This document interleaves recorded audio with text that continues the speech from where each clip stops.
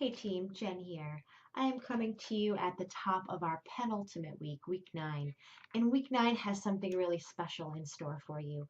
I want to take some time here to reflect a little bit on week 8. And then I want to talk about ways to be successful as you move forward into your second to last week in this class. So, looking back on week 8, we read Lee Smith's Fair and Tender Ladies, which I did express as one of my favorite all time American texts. Some of you in the forum seem to, second that idea, second that emotion, and really seem to enjoy Lee's text, while others were like not really connecting with it. And I think that the text invites that kind of varied response. So thank you for your contributions there. I really enjoyed engaging in those discussions. In week 8 as well, you received some feedback from me on your proposal and your annotated bibliography. Um, I was pretty pleased with what I saw, generally speaking, when I looked back at the trajectory of where some of you began the course and where you were at week 7 and 8. So I'm very happy for the most part with what I got. Although in a lot of cases, students tended to need to continue to refine their context. As you know, having a very distinct and unique and specific context is really essential as a first step before the other steps along the line of inquiry can fall into place. So that was one thing that I was really looking for rigorously in your proposals.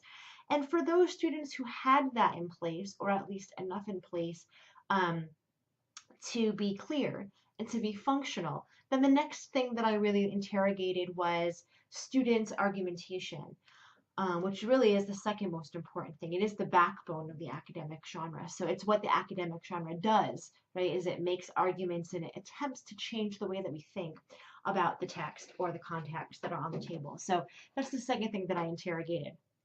Um, if you performed well on the proposal, I feel like you're in a very good place to do well in the final paper.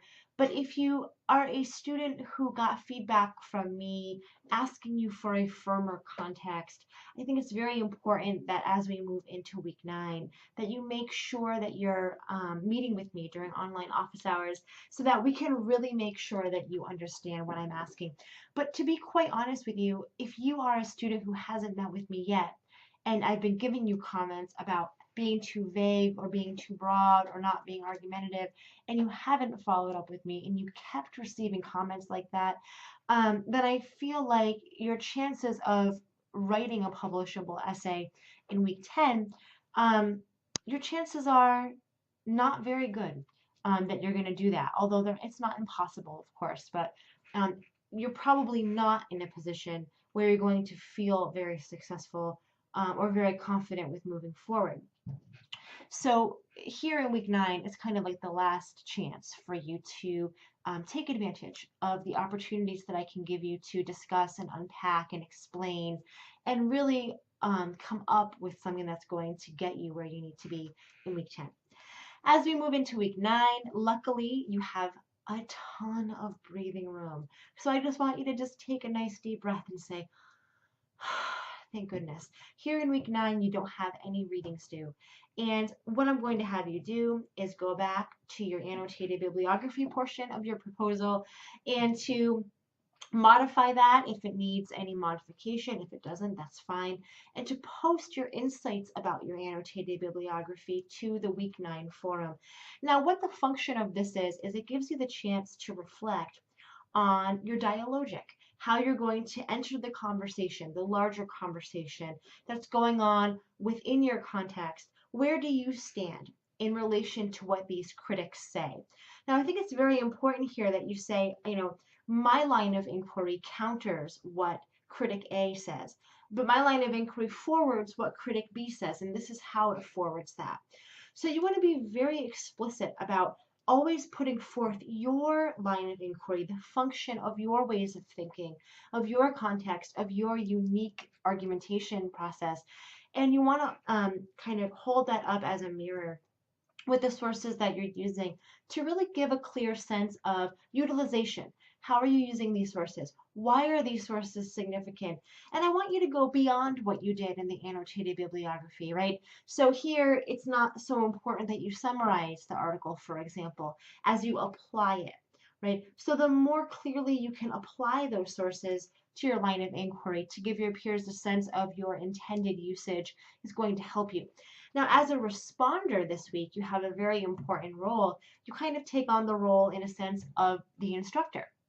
I want you to think about yourself as an instructor when you reply to peers this week rather than just a peer. Okay? So as an instructor, you're going to come to this and you want to offer the kind of insights that you think will foster a stronger dialectic, right? A stronger usage of sources for your peers. You want to critique their use as you would if you were an instructor. And that means honing in on the good aspects and honing in on the areas that you think need work by offering some suggestions of what they could do better or some questions for consideration, um, or even perhaps offering additional sources that these students might find useful. So that's your only assignment that you have due here in week 9, in addition, of course, to polishing up your final paper. If you want to post your final paper drafts for comments, feel free to post that in one of our forums, perhaps our student forum or our essay forum, and feel free to critique your peers' work there. Week 9 is a great place. It's a great opportunity for you to get feedback on your ideas and on your writing before that deadline in week 10. I hope that you guys have a wonderful week, and I will see you here next week for our last week of class. Bye for now.